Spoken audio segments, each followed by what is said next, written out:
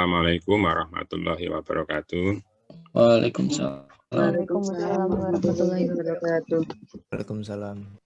Sebagaimana biasa, mohon tampil dulu semuanya.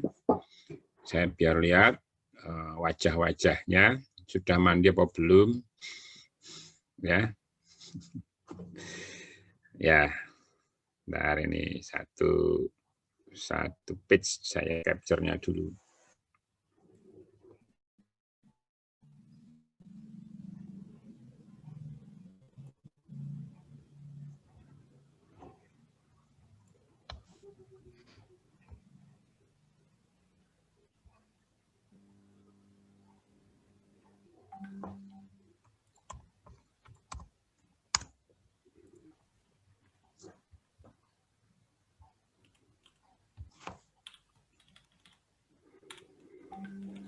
Oke, nampak juga ini halaman 2.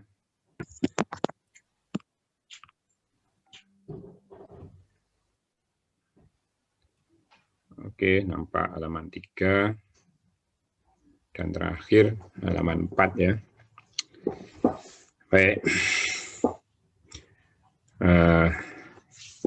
Saya mulai, saya share dulu.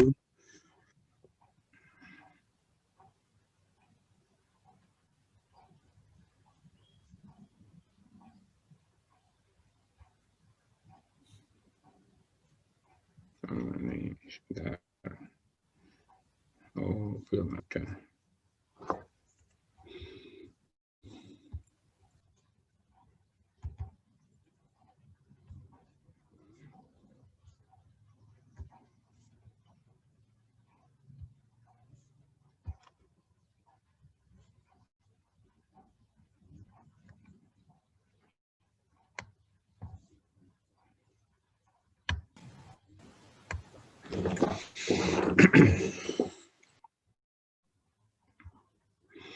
Oke, sudah nampak?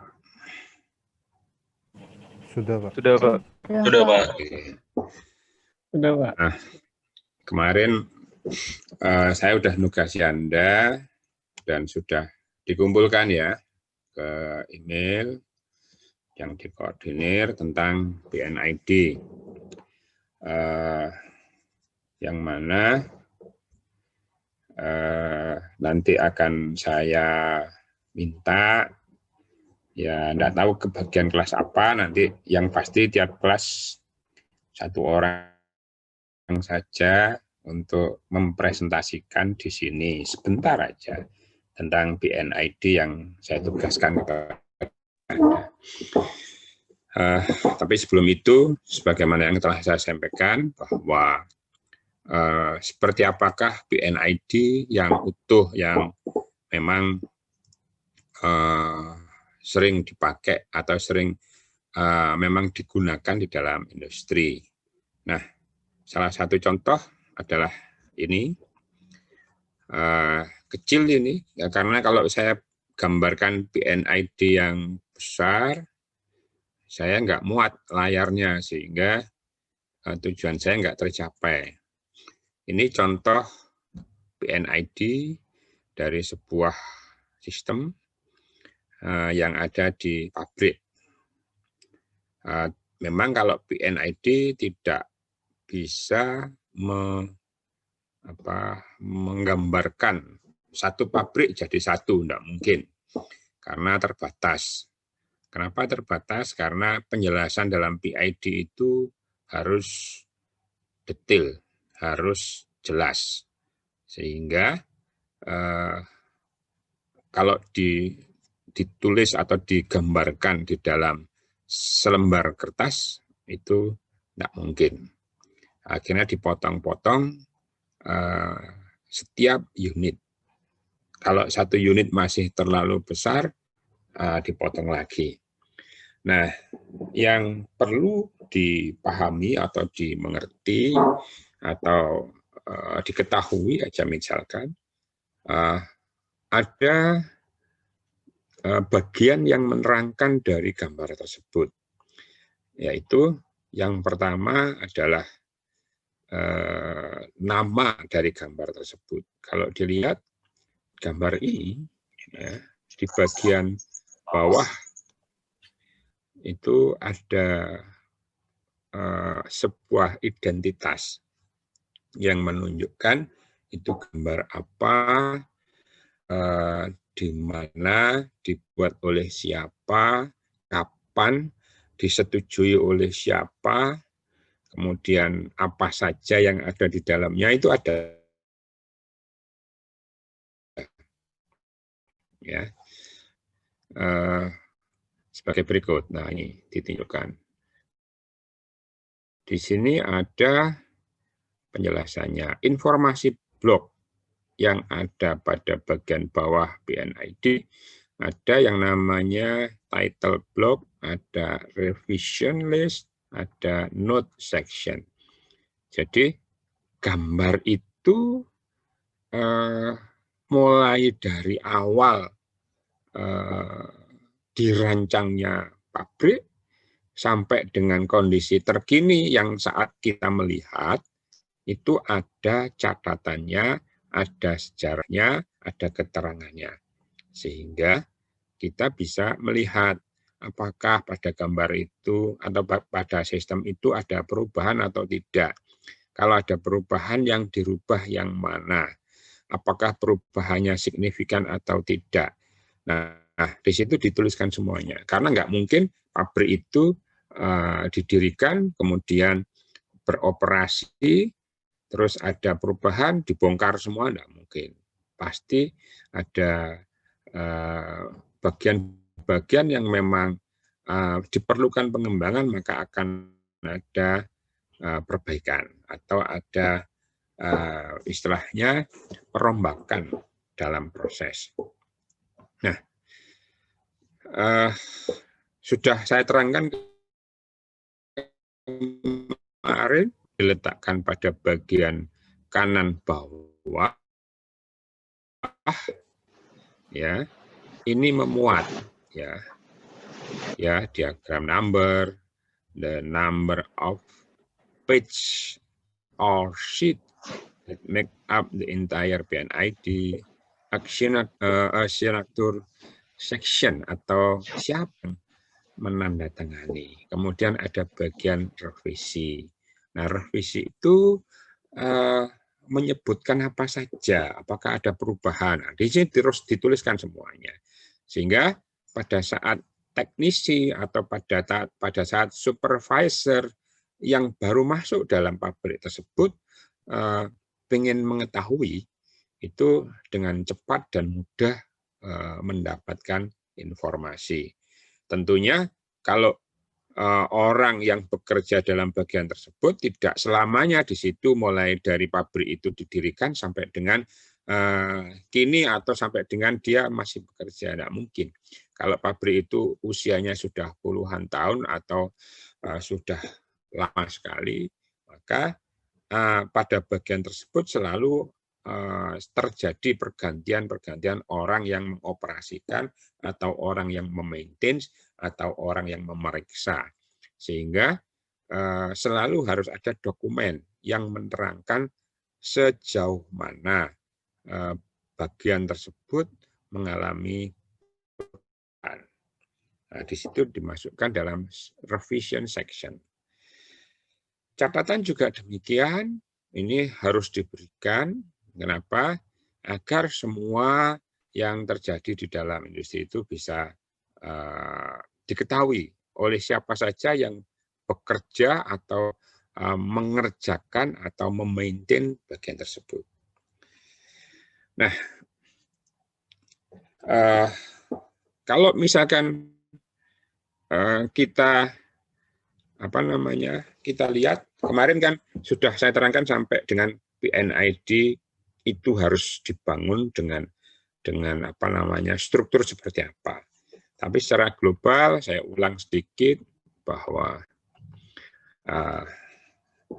PNID kalau menggambarkan selalu harus ada beberapa keterangan. Ya, ini sudah jelas apa saja yang ada di dalamnya, dan di sini isinya juga apa saja. Mungkin kalau bagi mahasiswa yang pernah kerja praktek di industri akan tahu atau pernah lihat Saya dulu pada saat KP, kebetulan KP-nya di bagian proses, yaitu di Unilever, pembuatan sabun mandi, itu oleh supervisor dari bagian tersebut selalu ditunjukkan, oh ini loh proses yang terjadi, proses yang ada di dalam industri tersebut. Kira-kira kalau ada perubahan itu apa saja, semuanya dimuat di sana. Itu sudah lama sekali, sudah tahun 80-an. Jadi selain dokumen berupa lembaran kertas, juga harus ada dokumen yang berupa file, sehingga memudahkan kita untuk mencari ataupun mengetahui kira-kira sejauh mana perkembangan dari proses yang ada di industri tersebut. Nah, seperti itu. Nah, di sini jelas ini didetailkan. Kira-kira apa saja? Ya. Kalau kita lihat sebenarnya dalam satu lembar gambar ini ya sudah memuat segalanya. Jadi kita bisa tahu bahwa oh di sini ada keterangannya. Ini gambarnya di sini. Drawing sheet at a glance. Jadi di bagian ini adalah keterangan gambarnya, sehingga kita bisa tahu saya belum mengetahui PNID itu keterangan nama gambarnya ada di atas. Kenapa? Ini sudah dilakukan konvensi, sehingga semuanya ada di bawah. Kenapa demikian? Biar mudah nanti pada saat kita istilahnya memahami proses yang baru kita ketahui. Kira-kira seperti apa. Begitu ya. Jadi sebenarnya materi ini sudah kemarin ya saya bahas sudah kemarin. Hanya saja saya ingin menambahkan bahwa detailnya seperti apa. Mungkin saat ini Anda hanya saya minta untuk mencari, melihat, memahami dan mengambil untuk sebagai tugas. Siapa tahu nanti pada saat kerja Anda bagian ini Anda membutuhkan informasi yang kira-kira digunakan untuk mengerjakan atau mengoperasikan atau memaintain dari proses yang ada di situ seperti apa. Saya kira itu tambahan sedikit. Nah, sebelum saya lanjutkan, apakah ada yang ditanyakan?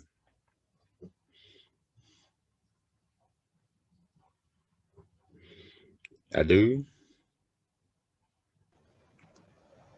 Pak, saya mau tanya, Pak.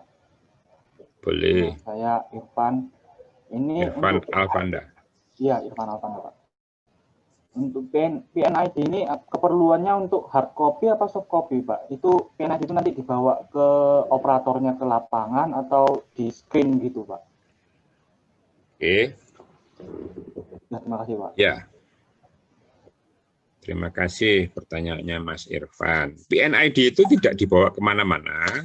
PNID itu biasanya ditaruh di dalam sebuah ruang, minimal ruang supervisor yang ada di bagian tersebut. Misalkan bagian proses, kalau saya ambil contoh saja, karena dulu itu masih kecil ya, Unilever masih kecil, PNID itu ditaruh di dalam ruang proses, ruang supervisor.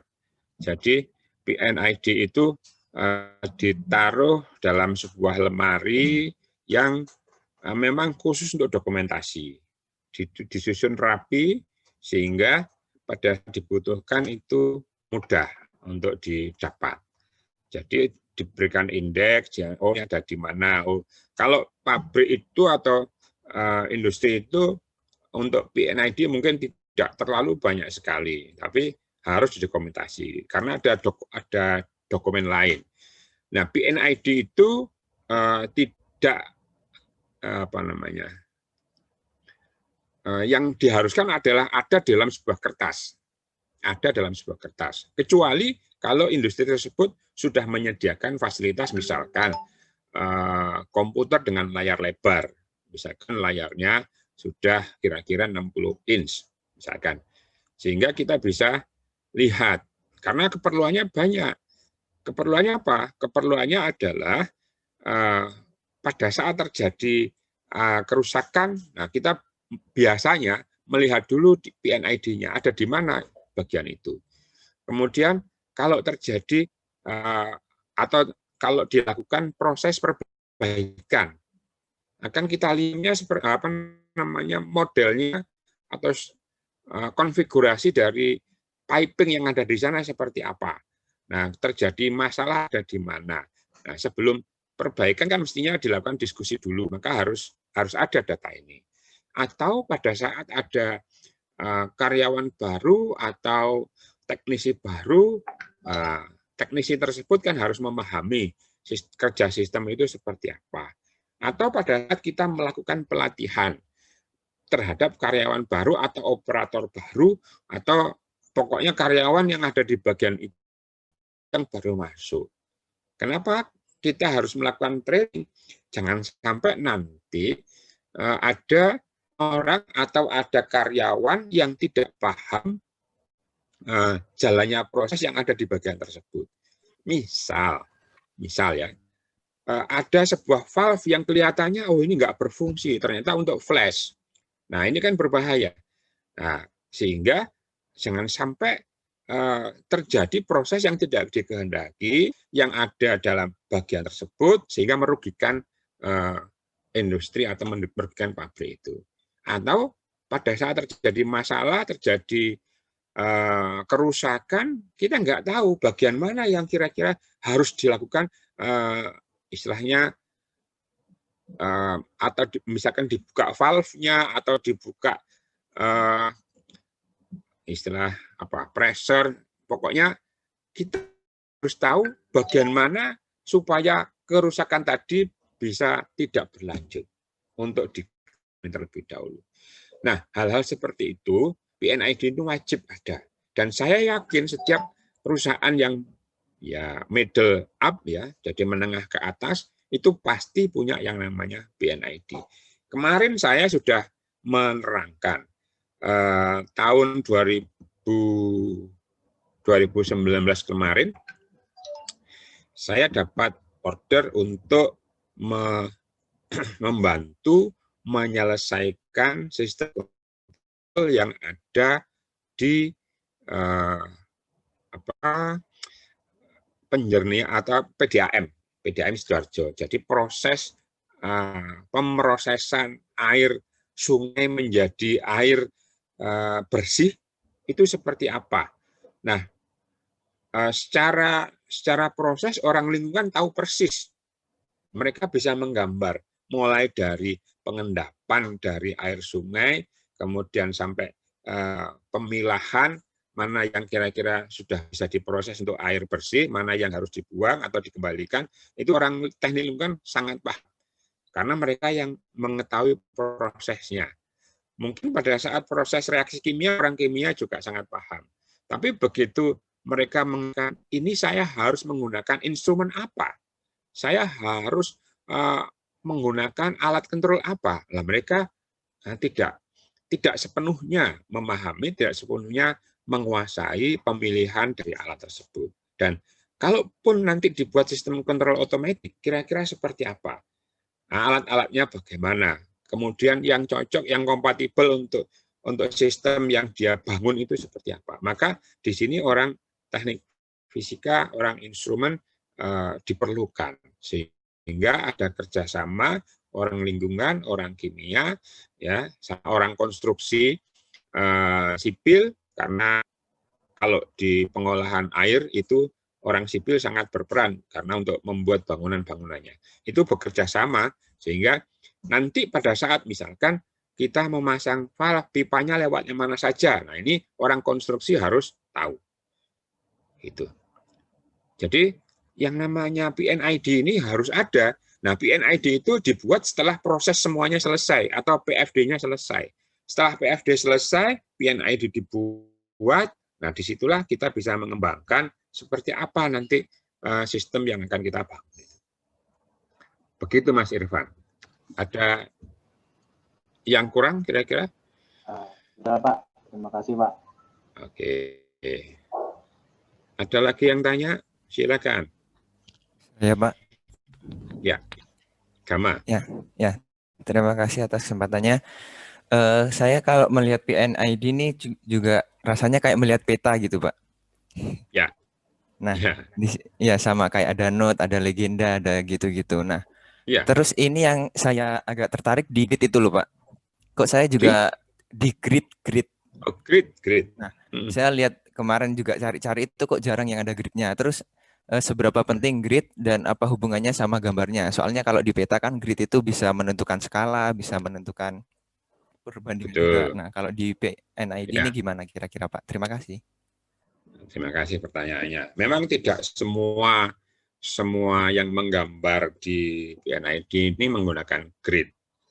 Karena secara definitif tidak dipaksakan adanya grid. Nah, memang dianjurkan berskala dalam rangka memudahkan kita memahami. Ya, jangan sampai misalkan kita melihat pompa, ya, dengan melihat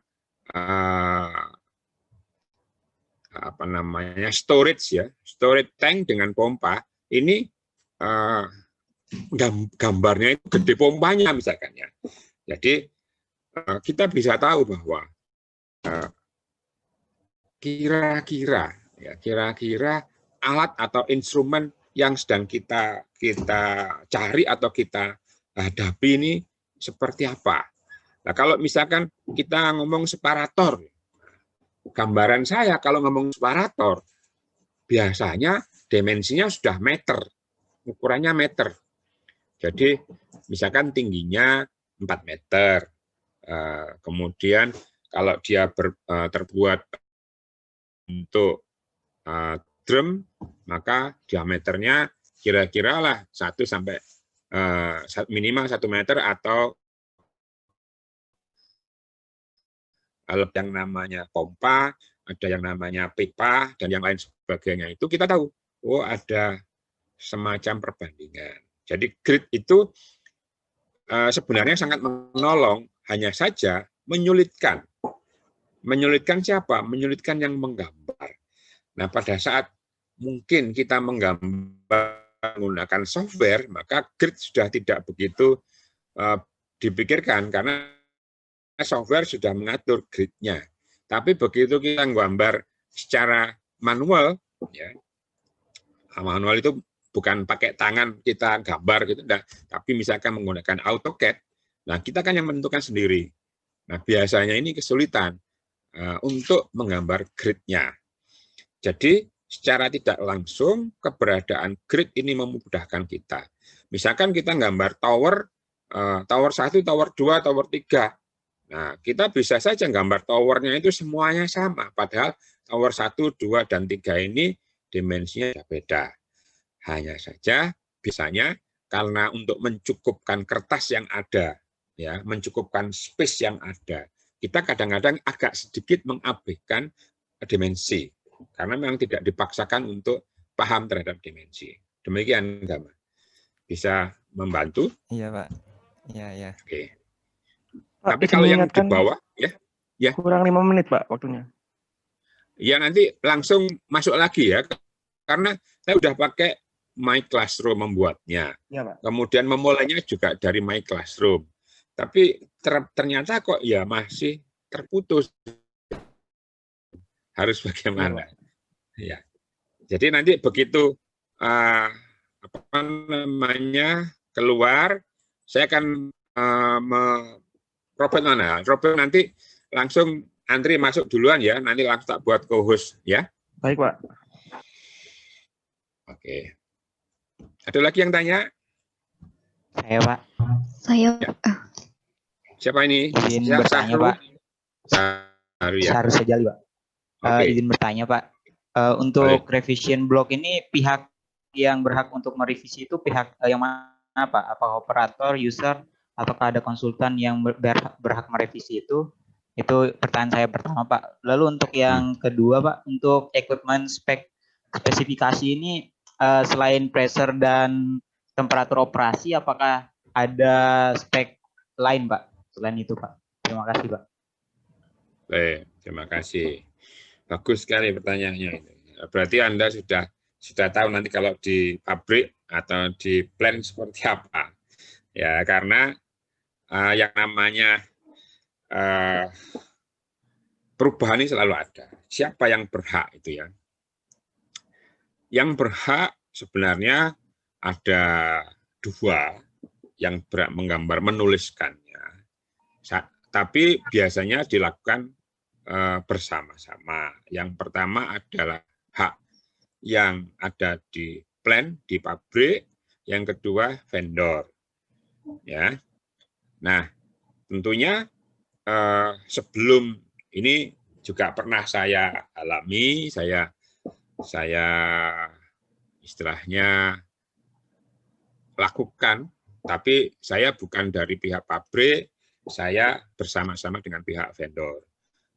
Ada semacam upgrade dalam sebuah plan, maka sebelum dilakukan upgrade itu dilakukan pertemuan dulu antara pihak industri atau pihak pabrik yang ada orang yang ada di plan tersebut atau yang ditugasi dalam plan tersebut dengan yang akan mengerjakan. Nah, tentunya sebelumnya sudah ada pengajuan tender sehingga bisa tahu kira-kira kalau dilakukan upgrade di situ yang cocok apa ya, kira-kira dari brand yang mana yang kira-kira bisa support, dan itu sudah direview dan sudah dievaluasi sehingga pada saat pelaksanaan itu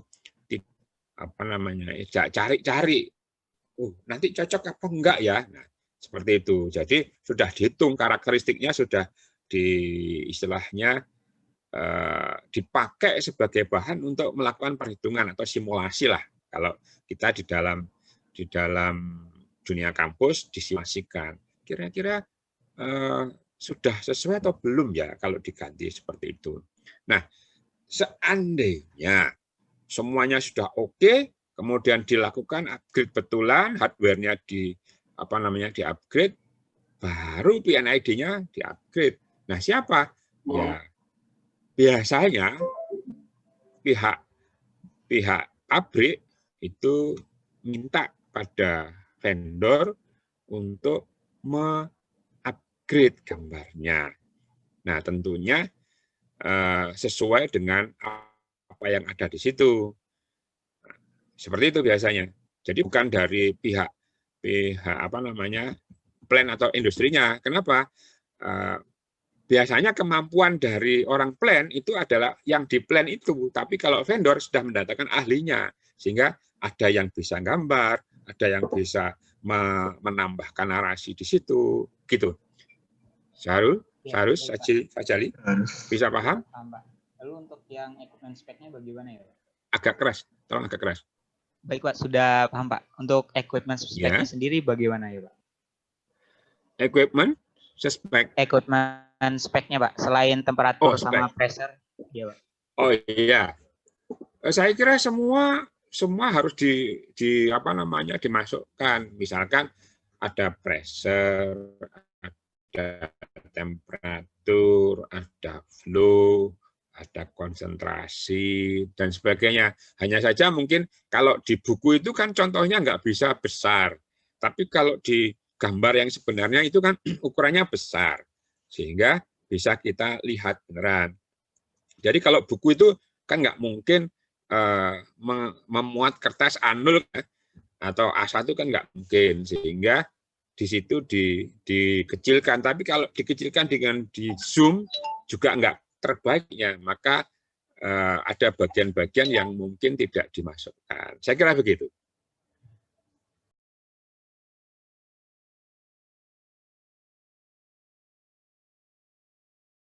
Yang lain. Isi, Pak. Ya. Saya Tasya. Saya mau menanyakan. Tasya Yusya. Iya, Pak. Jadi yang Ya. kemarin menjadi pertanyaan di kepala saya itu tentang standar menggambar PNID nih Pak. Kan ada beberapa standar. Itu bagaimana cara memilih salah satunya seperti itu Pak? Apakah ada kriteria tertentu? Oh, misalnya prosesnya ini harus menggunakan standar ini atau bagaimana? Terus yang kedua, apakah standar itu tidak ditulis di PNID-nya ya Pak? Untuk memberikan penjelasan bahwa oh ini menggunakan standar ini. Seperti itu Pak. Terima kasih.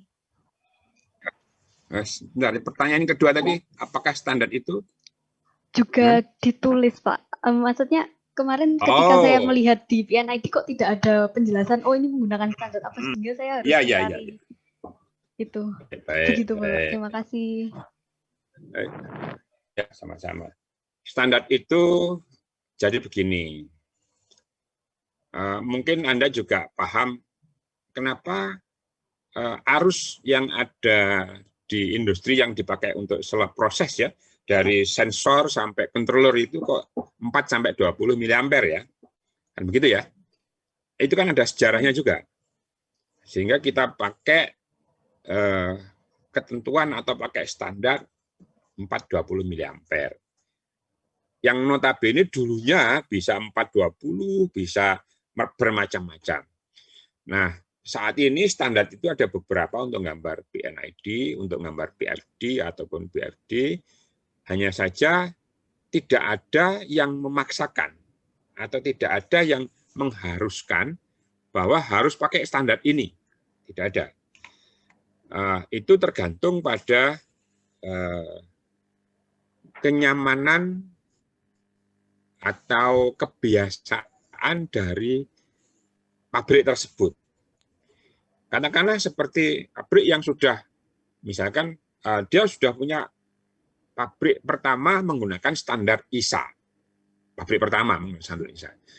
Dan kelihatannya di pabrik pertama ini sudah bisa digunakan sebagai pedoman bahwa standar ISA ini mudah. Dan standar ISA ini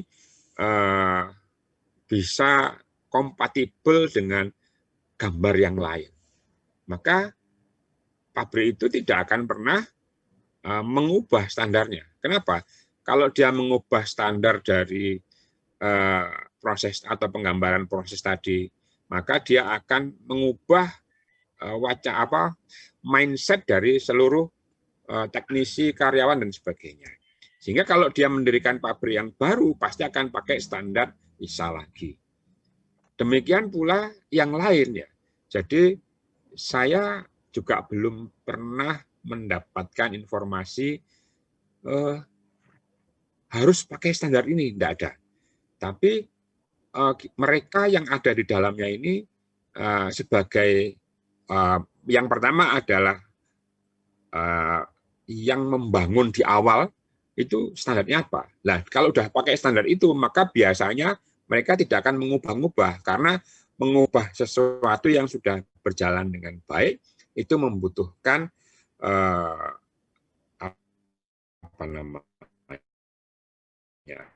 daya kemampuan yang awalnya sebagai konvensi dengan adanya proses yang berjalan dengan baik akhirnya dipakai sebagai ya semacam guidance atau semacam petunjuk bahwa pakai itu aja enak atau pakai itu aja mudah.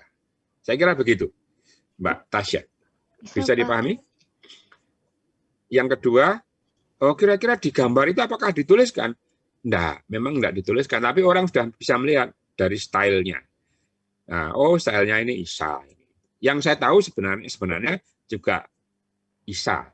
Saya enggak banyak mendapatkan standar yang lain. Gitu. Baik. Oke, ada yang lain? Terima kasih, Bapak. Oke. Ya. Permisi, Pak. Mau izin bertanya, Pak. Ya, Satriaji. Iya. Kan di suatu pabrik atau industri itu kan biasanya terdiri dari beberapa proses kan ya, Pak ya, yang panjang gitu.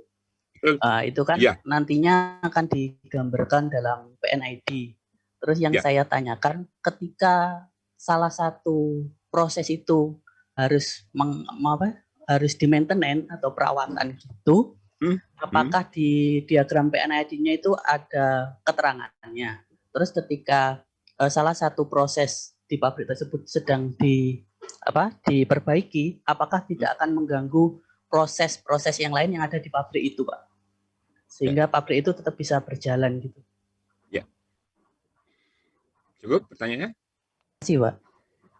Oke, bagus pertanyaannya. Nah, disitulah fungsinya PNID. Kalau ada maintenance, sebelum ke maintenance, pabrik itu kan tidak, ini saya gampangannya, tidak dihidupkan pagi hari dan dimatikan sore hari ya. Kan tidak begitu ya, pabrik itu. Pabrik itu kan dihidupkan misalkan awal tahun 2020, nanti kita akan jadwalkan shutdown-nya tahun 2021 akhir. Oh, berarti pabrik itu running selama 2 tahun. Atau dijalankan awal 2020, misalkan Januari, gampangannya tanggal 1 Januari 2020, dan akan di shutdown, ya, karena ada perbaikan dan sebagainya yang besar, itu akhir tahun 2020. Berarti pabrik itu running selama 1 tahun. Dan selama 1 tahun itu nggak boleh ada yang berhenti. Karena startup pabrik itu butuh biaya yang besar. Ini mohon dipahami bahwa startup butuh biaya besar. Kenapa? Memulai dari awal, misalkan kita harus memanasi. Nah, memanasinya ini dimensinya sekian, dimensi sekian butuh energi sekian, dan memanasi itu butuh waktu sekian jam, maka butuh biaya sekian. Nah, itu hal yang paling mudah. Misalkan kita mau membuat yang namanya uap. Ya, uap itu kan butuh proses pemanasan sampai dia menjadi uap. Uapnya jenuh atau tak jenuh, saturated atau non-saturated, dan sebagainya. Maka itu butuh biaya yang harus diperhitungkan. Sehingga tidak boleh pabrik itu sampai berhenti atau mati sebelum jadwalnya. Itu yang perlu diketahui. Berarti hidup dan matinya proses yang ada di pabrik itu harus sudah terjadwal. Bukan karena kebutuhan tertentu maka harus dimatikan dan kebutuhan tertentu harus dihidupkan. Bukan seperti itu. Nah, jadwal itu harus diikuti. Kenapa? Jadwal itu sudah dihitung. Nanti kalau misalkan dimatikan pada sekian, maka memang itu seluruh bagian harus melakukan maintenance. Ada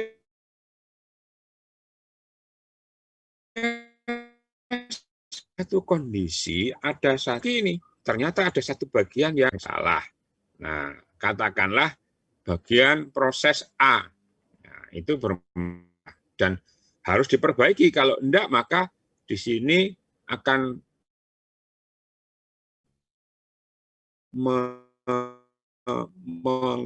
mengakibatkan seluruh pabrik berhenti. Nah, bagian ini ada jalan lain enggak untuk safety-nya agar pabrik ini tidak berhenti? Itu harus sudah ada. Jadi kalau itu sudah dipikirkan, maka secara otomatis sistem kontrol itu akan mengalihkan ke sana. Kalau tidak ada sistem kontrol yang mengalihkan yang secara otomatis, maka kita berdasarkan data yang ada, maka teknisi atau supervisor memerintahkan pada teknisi, tolong dialihkan prosesnya ke sana. Nah, pada saat dialihkan jalur prosesnya itu, maka bagian ini yang harus cepat untuk di-maintenance. Nah, tentunya untuk bagian-bagian yang sering rusak, pabrik harus spare, harus menyiapkan cadangan. Minimal sudah ada, walaupun tidak di pabrik, sudah ada di vendor bahwa saya setiap saat misalkan butuh komponen ini, maka dalam waktu sekian jam atau sekian hari harus sudah tersedia atau sudah terkirim. Nah, hal-hal seperti itu harus sudah disiapkan. Nah, pada saat pelaksanaan PNID ini sangat-sangat dibutuhkan. Kenapa? Untuk melihat jalurnya, baik jalur proses maupun jalur kontrol. Nah, kalau jalur prosesnya dipindah, jalur kontrolnya nggak dipindah, itu bermasalah juga. Maka otomatis di sini PNID dibutuhkan. Kenapa? Di PNID sudah ada jalur kontrolnya ini kemana. Kalau jalur prosesnya kan kita udah tahu. Sehingga apa? Sehingga kita bisa dengan mudah menangani masalah tersebut.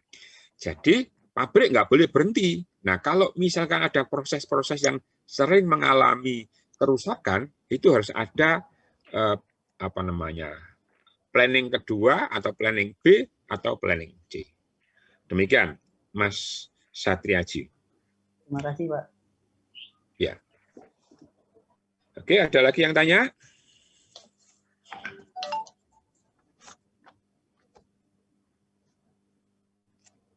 Tidak ada. Nah, saya milih satu orang dari kelas A, satu orang dari kelas B, satu orang dari kelas C untuk menyampaikan di forum ini tugas yang telah dikerjakan. Satu orang kelas A itu saya minta laki-laki, satu orang kelas B wanita, perempuan, satu orang kelas C laki-laki lagi.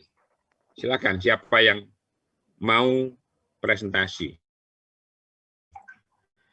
Ya, nggak usah lama-lama, 5 menit saja. Menerangkan tugas yang telah dibuat.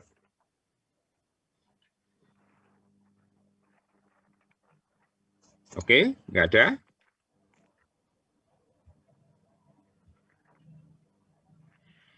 Ada yang berani? Kelas A?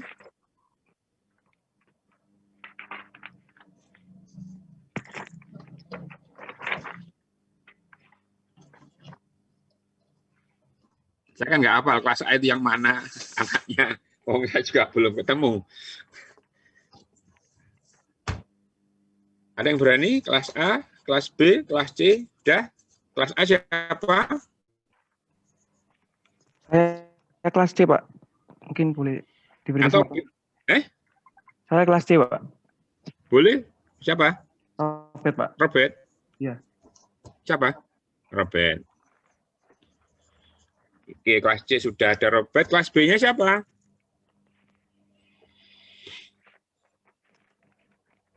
Halo?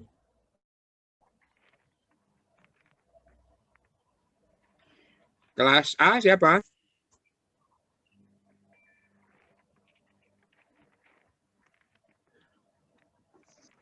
Baiklah, nggak ada yang kelas A sama kelas B. Kelas C duluan aja. Silakan, Robert.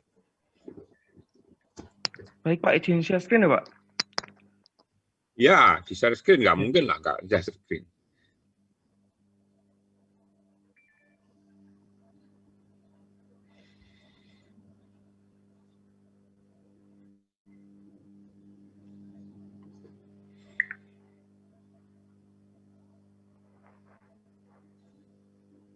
Sudah kelihatan ya, Pak ya?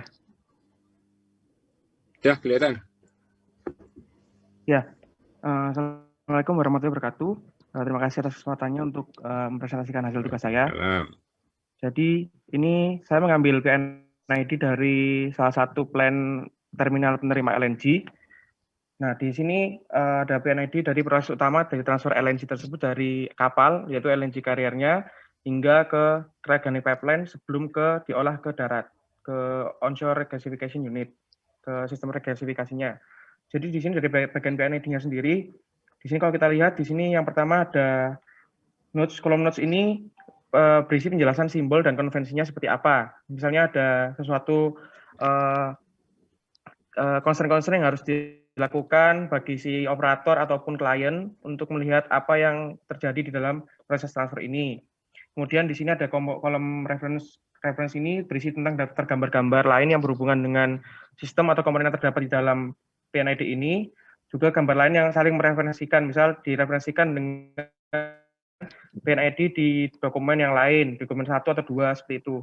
Dan kemudian bergantung dari konvensi yang ada di lapangan atau vendor yang membuatnya. Kemudian di sini kalau kita lihat lagi, di sini ada Di sini ada kolom tanda tangan. Ya. Bentar, saya besarkan. Di sini ada kolom tanda tangan. Ini berisi siapa yang approve, siapa yang review, siapa yang membuat, dan juga ada informasi historisnya. Seperti itu. Dan kemudian di sini ada nama perusahaan kliennya, siapa, dan kemudian ini nama kontraktor yang membangun atau EPC-nya biasanya. Kemudian ini nama proyeknya seperti apa, dan kemudian di sini ada nama dari dokumennya, tentang apa PNID, main process RNG, dan seterusnya. Kemudian di sini ada jumlah revisi dokumennya, berapa kali direvisi. Kalau misal dua kali berarti sudah 2 kali direvisi. Kemudian di sini ada nomor drawingnya atau gambar nomor berapa, seperti itu. Kemudian di sini ada tanggal. Maaf ini terlalu kecil jadi tidak kelihatan. Kemudian di sini ada grid yang tadi sempat dibahas, tanyakan oleh Gama. Jadi grid ini gunanya, kalau yang saya baca Pak, itu gunanya untuk menunjukkan, mengidentifikasi posisi dari equipment atau address dari suatu equipment. Jadi misal di sini ada ada temperatur indikator, posisinya ada di nomor berapa, grid nomor berapa, di samping vertikal ini, di horizontal ini, dan vertikal ini ngelihatnya nanti. Seperti itu. Mungkin sekian Pak, karena yang lain juga sama isinya. Karena yang sama. Mungkin begitu Pak. Mungkin sebelum Anda mundur, ada yang tanya mungkin dari kelas ini ke Robert, apa yang telah disampaikan Robert? Silakan. Ini di sini kita share ya, silakan, nggak apa-apa. Permisi Pak, izin biar tahu. Ya, siapa yang tanya? Saya Joshua Pak, dari kelas A. Oh, Joshua dari kelas A, oke. Iya. Mohon maaf Pak, nggak bisa di start videonya Pak dari HP saya. Jadi saya mau tanya ke Mas Robert nih, untuk PNID-nya. Ya. Untuk PNID-nya ini kan ada posisi, ada komponen yang terletak sesuai dengan posisi yang ada di grid-nya. Ya. Pertanyaan saya, apakah gambar PNID-nya itu benar-benar menunjukkan posisi berbagai macam komponen ini di lapangannya? Seperti itu, Pak. Terima kasih. Ini saya jawab dulu atau gimana, Pak? Langsung jawab. Ya, ini Jos, kalau langsung aja jawab. Ya, izin jawab ya, Jos. Jadi kalau kemarin ini kan PNID-nya sendiri ini kalau yang sepaham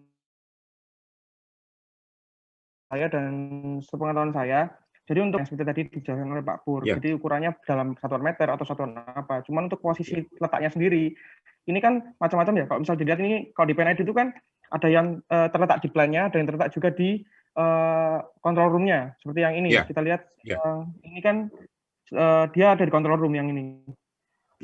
Nah, jadi untuk posisinya sendiri belum bisa ditentukan sebetulnya. Cuman untuk memperkirakan aja ukurannya seperti apa, seperti itu. Itu paham saya, Pak. Mungkin bisa ditambahkan jika kurang lengkap. Saya kira sudah betul yang disampaikan oleh Robert, sebagaimana yang telah saya sampaikan tadi. Tadi saya kurangnya adalah posisi ya, memang ya. Karena dengan adanya grid ini memudahkan kita melihatnya jadi gampang. Karena dengan grid ini kita tahu, oh iya, oh ini sekian di sini ya. Oh, misalkan kita gambarnya KWD tapi ternyata di panel di control room, wah ini kan nggak mungkin gambar PNID tentang proses tapi dia ada di control room, ya kan nggak mungkin. Nah ini memudahkan kita dan memang sudah terbagi-bagi. Jadi ada yang di plan, ada yang di control room, ada mungkin yang tidak di situ tapi di bagian lain. Ya misalkan untuk linknya, saya kira gitu. Bagaimana Joshua, bisa terjawab? Bisa terjawab Pak. Terima kasih Pak. Oke. Silakan yang lain yang tanya pada Robert.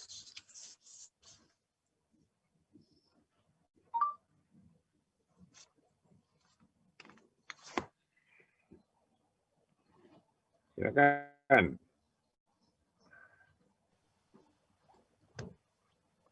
Oh iya, untuk kelas A, kelasnya Pak Toto, QR code-nya 468646.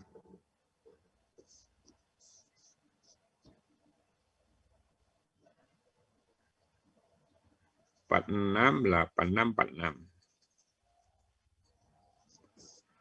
Kalau kelasnya Pak Yanto sudah di-share tadi ke grupnya.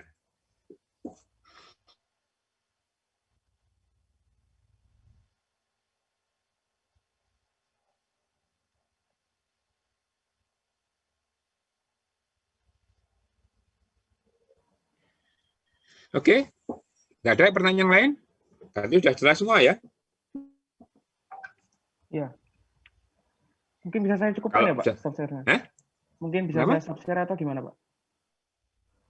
Bisa nggak jelas ya? Bisa saya stop share atau? Oh, kalau nggak ada, stop share. Kalau nggak ada, kan saya nunggu. Oke, di stop share kalau nggak ada. Ya, terima kasih, Pak. Oh, sama-sama. Ya. Kelas A sama kelas B, mana?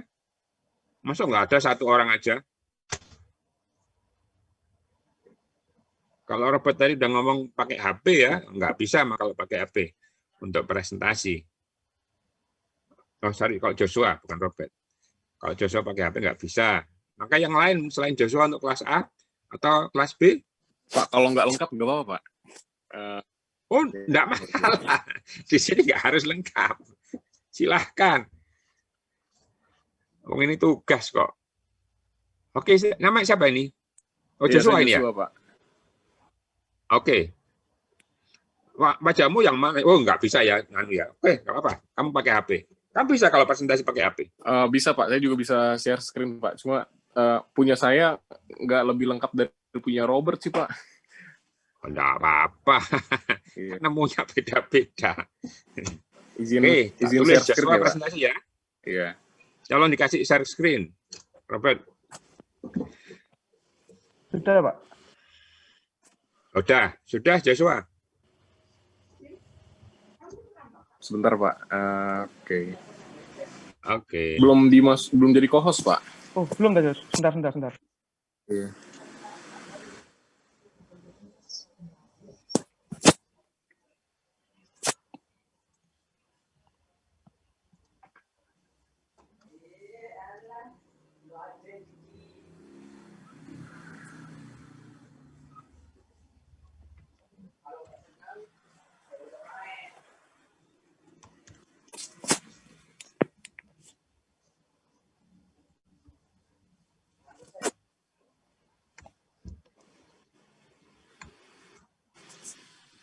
Ini sepertinya harus dari Pak Pur yang ngasih akses. Sudah. Ya. Sudah saya set. Robert, Joshua sudah saya set. Joshua. Iya, Pak.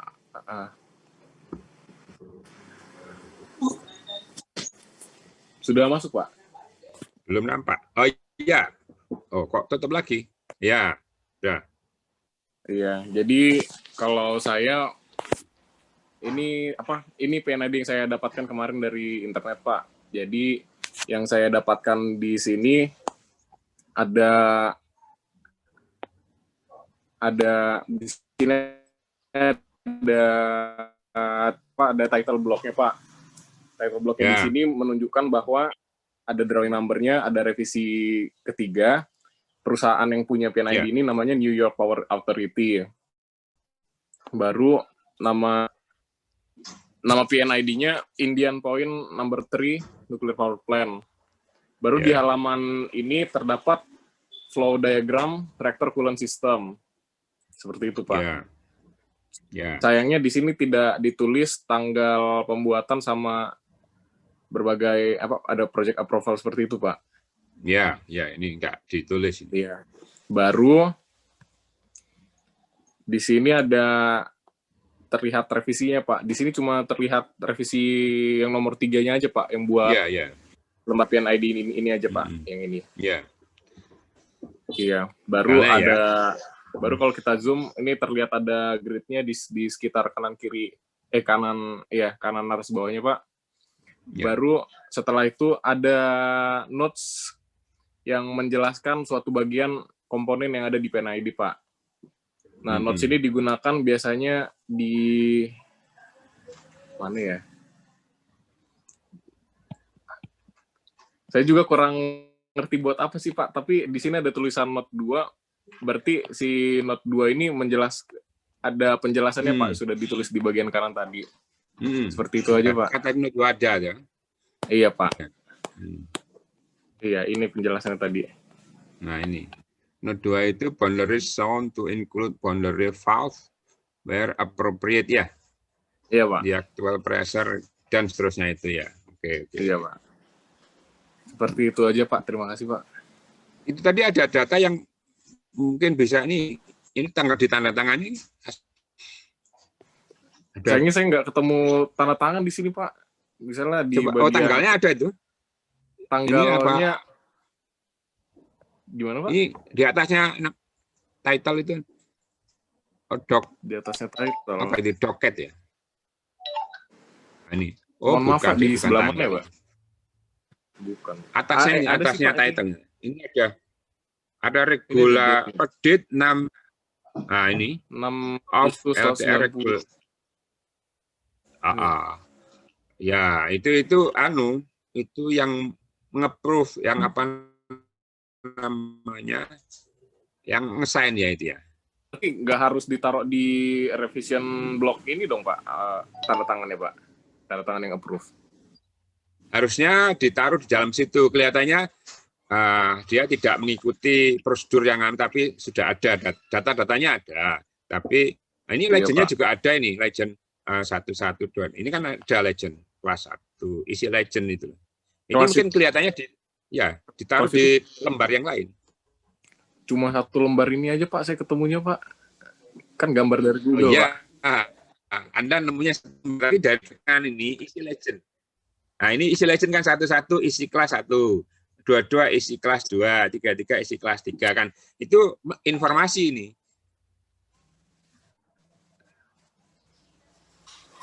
Oke. Iya, Pak. Ini ref 2. Ya, ini sebenarnya dokumennya lengkap, tapi yang diunggah ke internet hanya 1 saja. Mungkin halaman ini dipakai, nggak tahu ya, sebagai bukti atau sebagai apa kepada publik, sehingga ini harus diunggah. Saya kira gitu lah. Tapi sudah bagus kok, ini sudah cukup bagus. Artinya datanya sudah lengkap. Oke, saya kira. Oke, Pak. Terima kasih, Pak. Ya. Saya stop screen ya, Pak. Izin. Oke. Ada yang tanya mungkin? Iya. Sebentar, ada yang tanya mungkin ke Joshua. Saya izin bertanya, Pak. Ya, silakan. Terima kasih atas kesempatannya. Sebenarnya perkenalkan, saya Amar dari kelas A. Amar. Izin bertanya tadi ke Jos. Tadi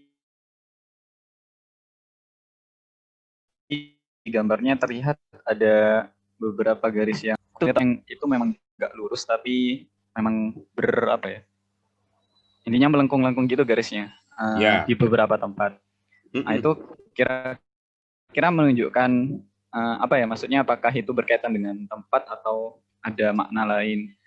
Terus kemudian di sana ada satu bagian, di bagian pojok kiri bawah, kalau nggak salah di situ ada bagian yang terpisah ya dari flow utama. Jadi nggak ada semacam garis entah itu garis piping atau instrumentasi yang saya lihat itu tersambung sama plan utama. Nah, itu kira-kira seperti apa ya penjelasannya? Terima kasih. Bisa jawab, Robert? Silakan. Joshua ya, Pak? Oh, maaf, Joshua. Maaf. Silakan jawab, Joshua.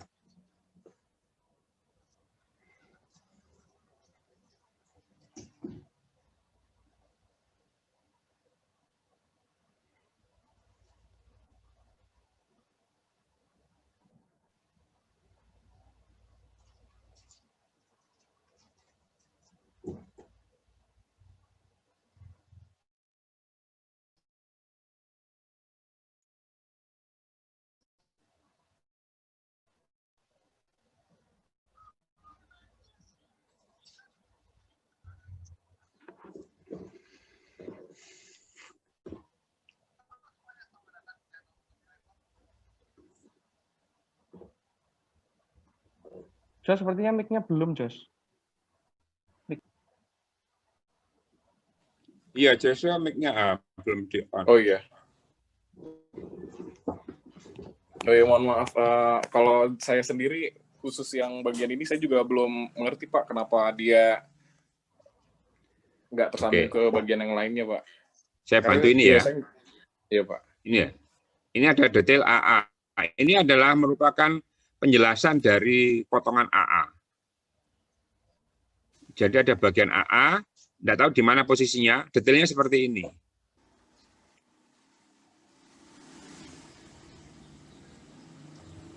Cara nyari AA-nya di mana ya, Pak? Tadi kan ada tadi isi berapa tadi? 1 atau yang tadi saya baca tadi. Coba geser. Nah ini.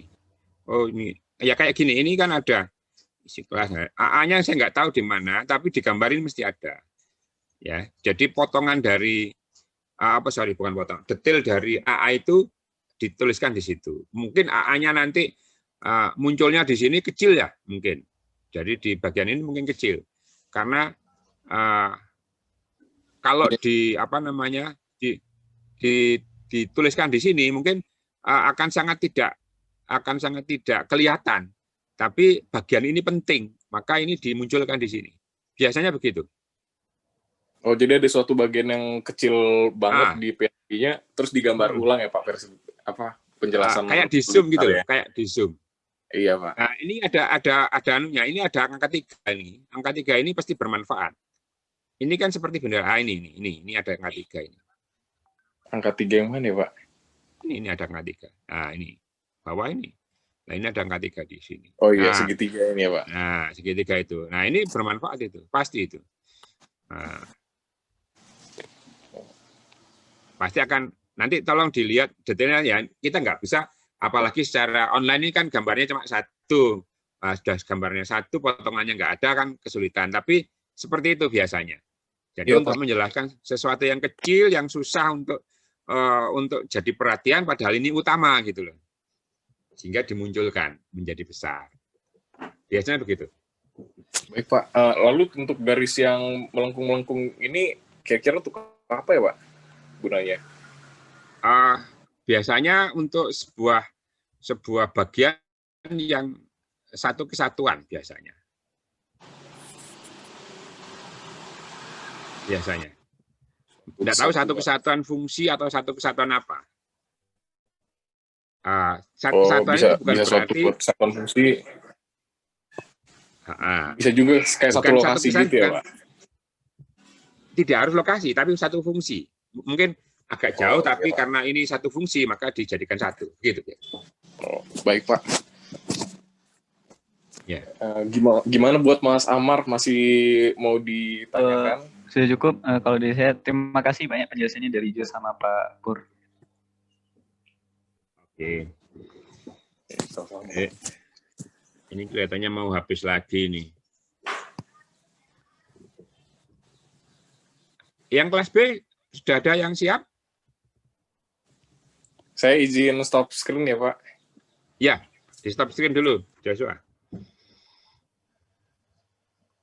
Kelas B? Saya Pak.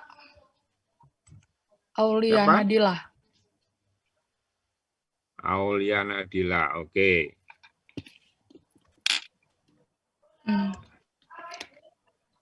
Silakan. Mohon maaf, belum bisa menyalakan videonya ya Pak. Oh ya. Tapi share screen bisa udah, saya set bisa share screen. Sudah co-host.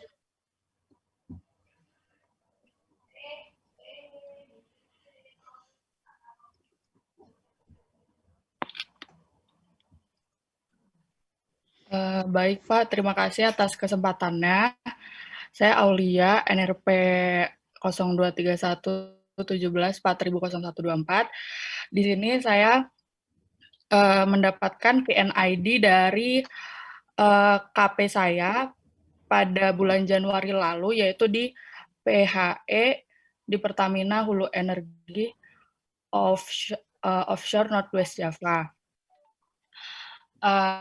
Di sini titel itu untuk Fire Water System pada NGLC platform dengan tidak ada skala dan terdapat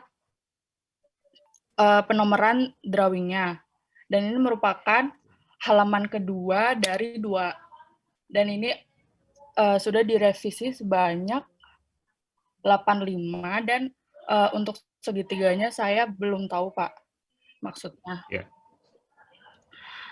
Di sini sudah terdapat notes dan berisi disconnected. Kemudian ini terdapat kontraknya dan berisi revisi apa saja dari PNID ini. Kemudian terdapat nama MOC-nya dan sudah ditandatangani dari revisi dan juga approval ya Pak. Gitu. Jadi ini masih baru awal tahun kemarin. Gitu Pak. Terima kasih. Yang lain, informasi yang lain?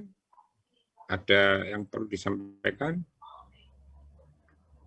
Legend-nya atau apa itu nggak ada di sini ya? Ya, legend-nya nggak ada ya, nggak ada. Itu pejabat-pejabatnya anunya nih. Oke, ini sebenarnya udah bagus anunya, dokumentasinya udah bagus, udah jelas semua. Ada cuma yang memang tidak dibutuhkan dia nggak tulis ya. Yang pasti standar utama udah ditulis, tapi yang nggak perlu dia nggak tuliskan semuanya. Saya kira bagus ini sudah. Nah kalau KP ya harus punya kayak gini-gini nanti untuk kebutuhan bagaimana kalau kuliah ini minimal harus tahu. Ya ini Mbak Aulia ini pinter ini didokumentasikan apa yang telah dia dapat saat KP. Ada yang tanya mungkin ke Mbak Aulia? Saya Pak izin bertanya lagi Pak. Ya. Joshua Pak.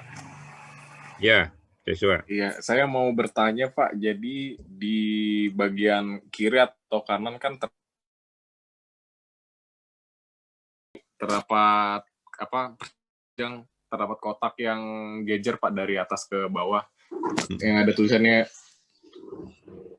ya from, ya kalau yang dari kiri kan from, kalau yang dari yang sebelah kanan to.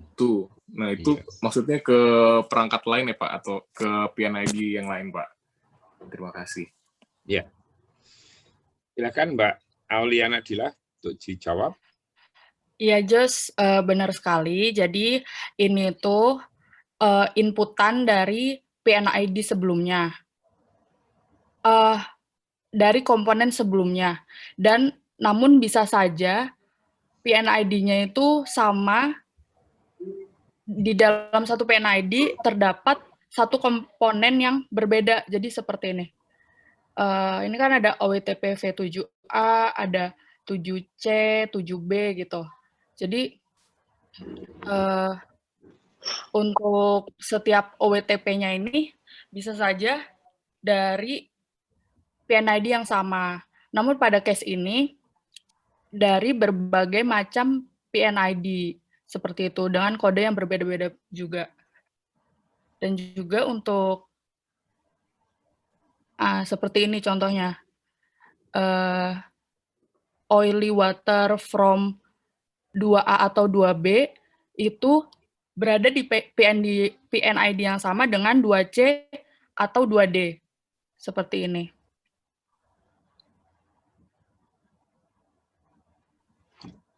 Kemudian untuk output-nya juga sama. Jadi akan keluar untuk dilanjutkan dengan PNID yang berikutnya. Seperti itu, Jos.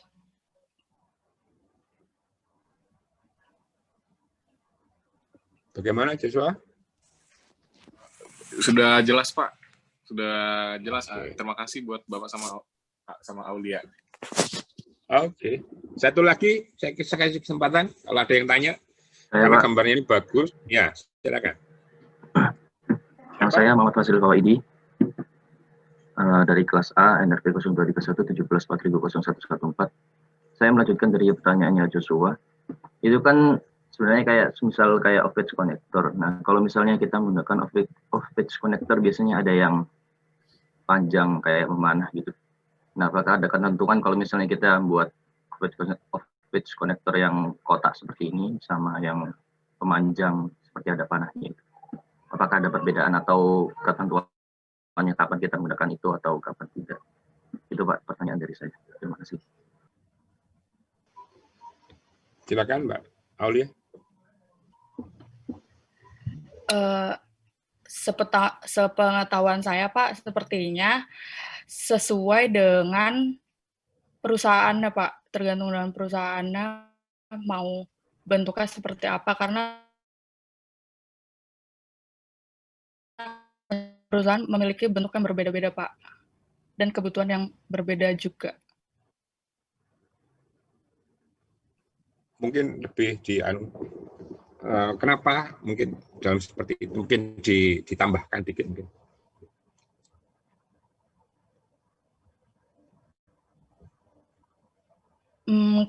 Kenapa gimana Pak? Sebentar coba Muhammad Faisal tadi pertanyaannya coba diulang lagi pertanyaannya. Ya, baik Pak. Jadi kalau misalnya di PNID saya juga pernah menjumpai seperti utility connector ini sama off-page connector yang panjang ada panahnya. Nah, itu apakah ada perbedaan sama penggunaannya itu kapan kita menggunakan yang off-page connector yang panjang itu sama yang model kotak seperti ini? Karena kalau model kotak seperti ini kan berarti mungkin ada ketentuan sendiri atau yang biasa kita temukan kan biasanya menggunakan off-page connector. Nah, kapan kita menggunakan keduanya, kapan kita menggunakan salah satu? Itu Pak. Ya, silakan diulang lagi Mbak Aulia. Sebenarnya tadi saya ingin menegaskan dari yang disampaikan tadi, sebenarnya nanti ada yang kedua kan, apakah boleh menggunakan keduanya atau salah satu saja? Kemudian kenapa kok dibuat kotak, kalau nggak kotak hanya panah saja bagaimana? Gitu. Tidak hanya selera, tapi ada komitmen sebenarnya. Dijawab dari yang kedua dulu Mbak Aulia. Pakai kotak atau tidak ya Pak ya? Jadi lurus gitu panahnya. Sampai pernah tahu nggak gambar yang nggak pakai kotak? Tahu Pak. Nah, dari situ jawabnya. Iya. Menurut saya ini untuk memperjelas akan kemana arah dari setiap panahnya Pak. Jadi kan ini ada berbagai macam ininya, apa namanya, PNID selanjutnya. Iya. Yang baru saya tahu seperti itu Pak. Gini tak bantu aja ya. Jadi sebenarnya bukan selera, tapi komitmen dari awal. Apakah kalau hanya panah itu tidak mencantumkan dia ke arah mana, pasti mencantumkan. Cuma tidak seperti ini penulisannya. Jadi ada di atas sama di bawahnya panah biasanya. Itu begitu. Nah, kalau ini kan didetailkan bahwa ini dari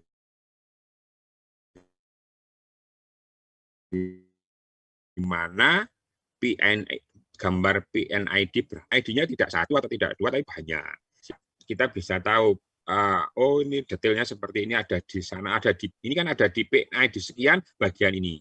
Nah, bagian ini kan ada bagian-bagiannya masuk. Ini kan ada panah 1, 2, 3. Ini kan beda banget, ada di atasnya itu sebenarnya. Jadi kalau ini ada di bagian kanan, ada di gambar PNID yang lain. Nah, PNID-nya itu mana? Ini, yang bawah ini. Nah, di kotak apa enggak sebenarnya sama. Tapi ini setahu saya tidak pernah satu perusahaan menggunakan dua mode itu bersama-sama. Kalau kotak ya kotak. Tapi kalau nggak pakai kotak ya nggak pakai kotak semuanya. Kenapa? Biar tidak membingungkan. Itu menurut saya. ya, yang saya tahu dari beberapa perusahaan atau beberapa pabrik yang menggunakan PIN-ID.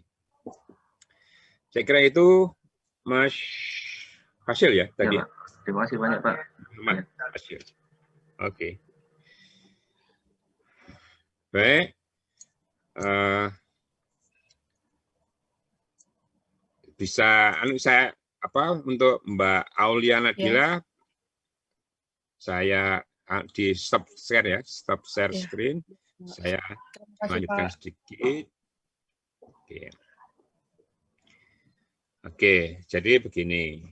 Sebenarnya kuliah saya ini kuliah yang tidak terlalu berat, tapi perlu pengetahuan untuk nanti kalau sudah lulus. Atau ini dipakai untuk desain sistem nantinya.